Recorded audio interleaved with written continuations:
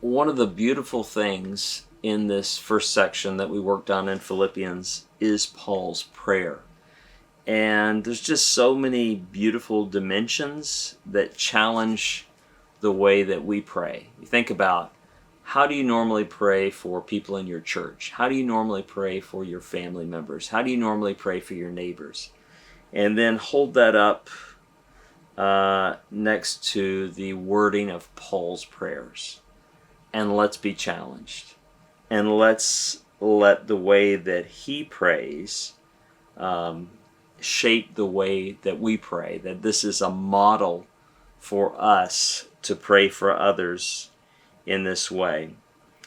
Just looking here in chapter 1, verse 9, Paul says, "This I pray, that your love may abound more and more in knowledge and all perception and understanding."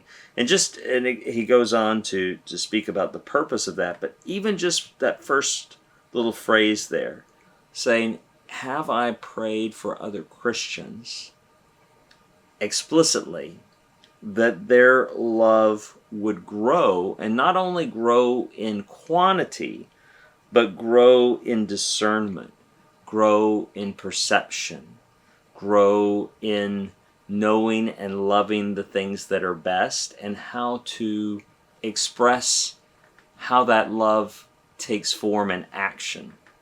I'm constantly challenged when I read Paul's prayers more slowly, that my prayers fall short of the beautiful biblical standard. Don't you love the way, too, all the way back in verse 3, how he thanks God, right? He thanks God for them in his prayers about their fellowship in the gospel. And he doesn't just thank God, but he tells them that he thanks God. And this is not just a throwaway phrase like, "Oh, I thank God for this."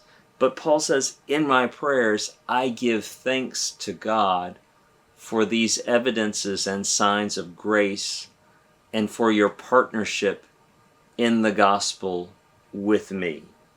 It's beautiful. And it reminds me of a wonderful book I want to tell you about. The book was slightly retitled, I think because it was confusing to people what it was about. But it's been republished, a second edition by Don Carson. And you can see the big words on it are now "Praying with Paul." And the subtitle, I guess, even though it's above the "Praying with Paul," is "A Call to Spiritual Reformation." This is published by Baker. And I think the original first edition was entitled a Call to Spiritual Reformation, Priorities from Paul and His Prayers, 1992. If I remember correctly, this was originally a series of lectures that he gave at Moore Theological College in Australia. And so they're very conversational, they're very accessible, and it just looks, the chapters focus on different prayers of Paul and just exposit them, again, not in a non-technical way, with application for how we are to pray in a similar way. This is a great book.